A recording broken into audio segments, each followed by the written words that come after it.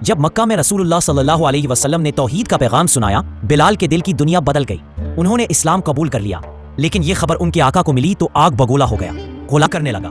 اور جب بلال نہ مانے تو عذاب کا ایسا سلسلہ شروع کیا جس سے عام انسان کا دل دہل جائے۔ تپتی دوپہر، جلتی ہوئی ریت اور بلال کا جسم زمین پر لٹایا جاتا۔ امیہ ان کے سینے پر بھاری پتھر رکھ دیتا اور لوگوں کے تانوں اور کوروں کی بارش ہوتی، لیکن بلال کی زبان سے ایک ہی کلمہ نکلتا، احدن احدن، یعنی اللہ ایک ہے، اللہ ایک ہے۔ یہ ظلم جب حضرت ابو بکر صدیق تک پہنچا تو انہوں نے بلال کو بڑی رقم دے کر خرید لیا اور آزاد کر دیا۔ نبی صلی اللہ علیہ وسلم نے فرمایا، بلال تمہاری آواز بہت خوبصورت ہے، جاؤ تم اسلام کے پہلے مؤذن بنو۔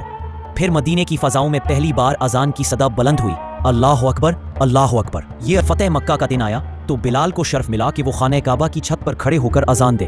اللہ علیہ وسلم کا وصال ہوا تو بلال کے دل پر پہاڑ ٹوٹ پڑا، اشہد ان محمد رسول اللہ پر پہنچتے تو آنکھوں سے آنسو بہنے لگتے۔